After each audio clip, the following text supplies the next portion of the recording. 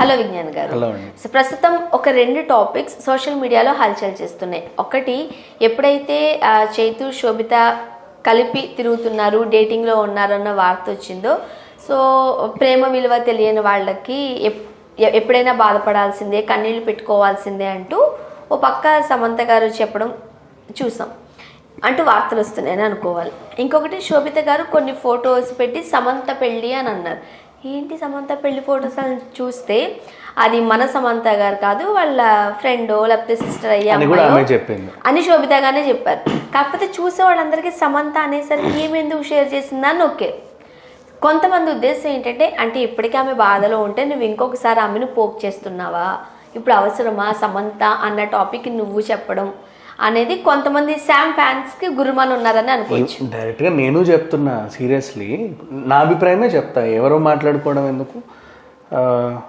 ఈ అమ్మాయి మీదే కదా మొన్న అక్కడ ఫోటో బయటకు వచ్చింది, ఆ షెఫ్తో దిగినప్పుడు ఇట్లా పెట్టుకొని ఈమె కదా. నెక్స్ట్ ఏమైంది, సరే ఫోటో బయటకు వచ్చింది ఓవర్. అండ్ ఈమె మీద రూమర్స్ ఉన్నాయి బయట మాట్లాడుకుంటున్నారు, ఆ విషయం నీకు తెలుసు, మాట్లాడుతున్నారు అని. మొన్న కొత్త ఇంటికి కూడా నువ్వే వెళ్ళావు, ఫస్ట్ వచ్చిన ఆడపడుచు నువ్వే ఆ ఇంటికి కూడా, డైరెక్టర్ తర్వాత ఫస్ట్ గెస్ట్ డైరెక్టర్ తర్వాత రెండో గెస్ట్ నువ్వే. అండ్ నీ మీద రూమర్స్ కూడా ఉన్నాయి.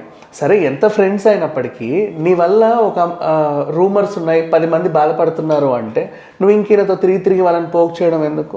సరే అంతవరకు ఓకే, మీది ఆదర్శ ఫ్రెండ్షిప్, గొప్ప ఫ్రెండ్షిప్, ఒప్పుకుంటాము, మీరు జోవియల్గానే ఉంటున్నారు, బాగానే ఉంది.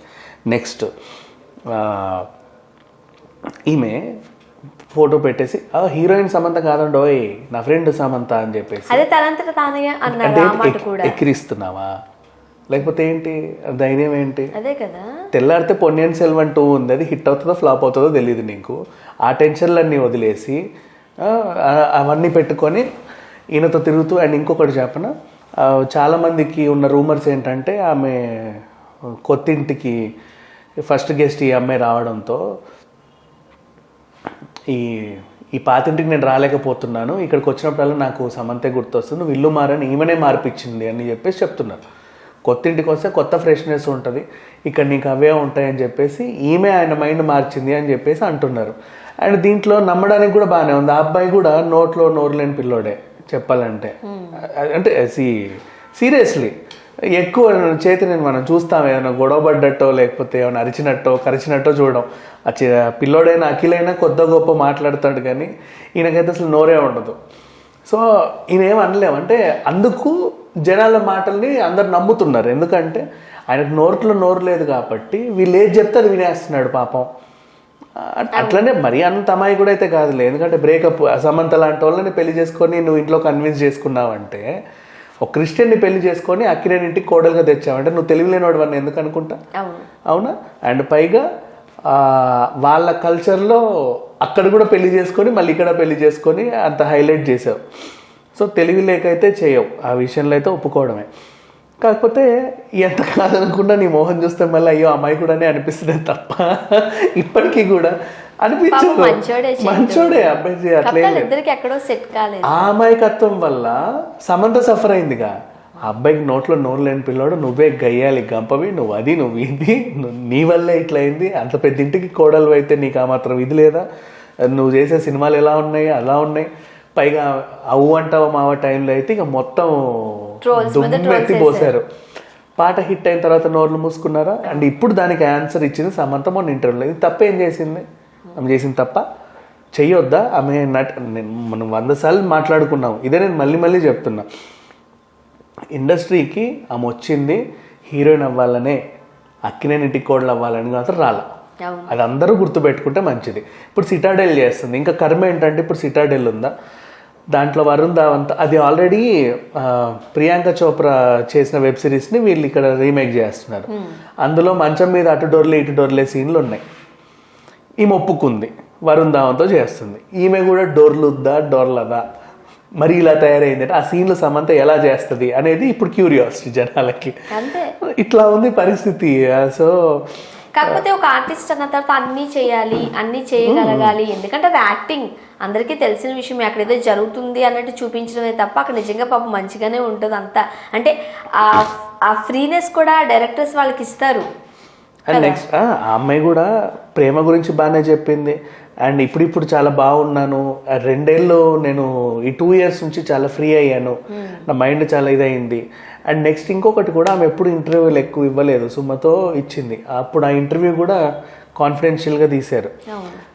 ఆమెకి ఇచ్చింది, మనసులో ఉన్నవన్నీ చెప్పుకుంది ప్రెసెంట్గా. అండ్ పాత ఇంటర్వ్యూకి, ఆ మయోసైటిస్ తర్వాత వచ్చిన ఇంటర్వ్యూకి ఈ ఇంటర్వ్యూకి తేడా కనబడట్లేదు. మంచిగా ఉంది అమ్మాయి. అప్పుడైతే ఇక మరీ అసలు అయ్యో ఏంటి పిల్లలు అయిపోయింది అన్నట్టు ఉంది. కొంచెం డెవలప్ అయిందిగా, అంటే లోపల ఉన్నవన్నీ చెప్పుకుంటుంటే సమంత ఫ్రీ అవుతుంది. అట్లా చెప్పుకోవడానికి మనుషులు లేక గుళ్ళు గోపురాలన్నీ తిరిగి దేవుడితో చెప్పుకుంది. ఆయిషా ఫౌండేషన్కి వెళ్ళి ఆ సద్గురువుకి చెప్పుకుంది. ఎంతమందికి చెప్పుకునే ఏం లాభం, బాధ తీరట్లా. ఓవరాల్కి ఇప్పుడు కొంచెం ఫ్రీ అయింది. ఇప్పుడు కుదుట పడుతుందంటే ఈ శోభిత మళ్ళీ ఎక్కిరిచ్చింది. తప్పు కదా.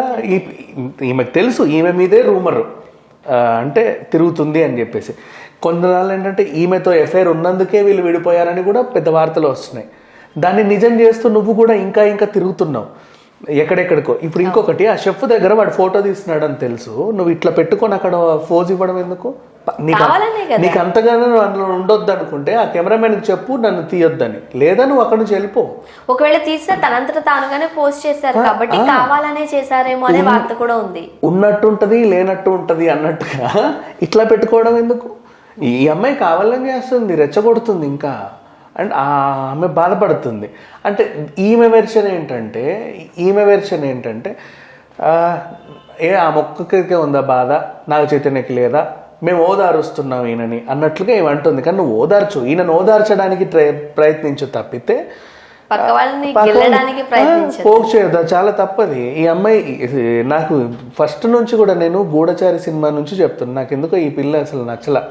ఈమె మిస్ ఇండియా పోటీకి వెళ్ళినప్పుడు కూడా నాకు ఎందుకో అనిపిల్ల. ఈమె వీళ్ళ రిలేటివ్స్దే ఫ్లాట్ మణికొండలో, మా ఫ్రెండ్ వాళ్ళ సినిమా ఆఫీస్ కూడా ఉంది మణికొండ మన్నా స్టూడియోస్ దగ్గర ఒక బిల్డింగ్, ధూళిపాల హౌస్ అని ఉంటుంది.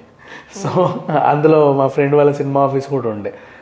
ఆ పేరున్నందుకు అక్కడికి వెళ్ళాను నేను అసలు సీరియస్లీ. అంటే నాకు ఎందుకో నచ్చదని చెప్పేసి. నాకు ఊబర్లో క్యాబ్లో కూడా లొకేషన్ పెట్టడానికి కూడా ఇష్టం ఉండదు సీరియస్లీ. కొంతమంది ఉంటారు, ఐ డోంట్ నో, బట్ ఈ అమ్మాయి అయితే చాలా తప్పు చేస్తుంది. అండ్ నాకు తెలిసి అక్కినేనింటికి కోడలు అయిపోతే బాగా ఏమన్నా అనుభవించామనుకుంటుందేమో. ఈ పిల్లోడు ఎట్లా అమాయకంగా దొరికేసాడు ఆ రకంగా. ఇంకా చెప్పాలంటే అడ్విషే సుప్రియనైనా నేను సమర్థిస్తాను. ఎందుకంటే పాప మా అమ్మాయికి ఈ అబ్బాయి ఎప్పుడు తోడుగా ఉంటున్నాడు. అట్లా అని చెప్పేసి డబ్బు కోసం వాళ్ళ ఇంటికి వెళ్ళాల్సినంత అవసరం లేదు, అడ్విషేస్కి బాగానే ఉన్నాడు. కానీ ఈ అమ్మాయి విషయం నుంచి వస్తే మాత్రం నాకు సేమ్ ఇంకో పవిత్ర లోకేష్ అట్లాంటి వాళ్ళు గుర్తొస్తున్నారు ఇప్పటికీ కూడా చెప్తున్నా. అండ్ సమంత గురించి అయితే మనకు రోజు ఇంప్రెషన్ పెరుగుతుందే తప్ప ఎవరికి తగ్గట్లా. షీ ఈజ్ గుడ్ ఓవరాల్, సినిమాల వైజ్గా కానీ కెరీర్ వైజ్గా కానీ తను బాగానే ఉంది. అండ్ తను ఎంచుకున్న సబ్జెక్ట్స్ కూడా బాగుంది. ఈవెన్ ఐటమ్ సాంగ్ చేసిన, అంత దారుణమైన ఐటమ్ సాంగ్ చేసిన దేశమంతా మెచ్చుకుంది. చూడు అమ్మాయి బాగా చేసావని చెప్పేసి. అంటే అందులో ఆ మీనింగ్ నే చూసారు కానీ సమంత ఆమె డెడికేషన్ ని చూశారు అంతే తప్ప బోల్డ్నెస్ ని ఎవరు చూడలేదు. సో అట్లా ఐటమ్ సాంగ్ ని కూడా చేసి గౌరవం సంపాదించుకున్న వాళ్ళల్లో అంటే ఈమె నెంబర్ 1 అని చెప్పుకోవచ్చు. అలాంటి సమంతని పట్టుకొని ఉన్నారు వాళ్ళు. విడిపోతే వాళ్ళ పర్సనల్, అది ఆమె బాధపడుతుంది ఆయన బాధపడుతున్నారు. మధ్యలో ఇలాంటి వాళ్ళు ఒక సీట్ ఖాళీ అయింది, ఇంకొక వెంటనే ఖర్చు వేసేసామనుకో ఎప్పుడన్నా దూరొచ్చు కూర్చోవచ్చు అన్నట్టుగా ప్రయత్నిస్తూ ఉంటారు. అది కరెక్ట్ కాదు. Right. Thank you so much.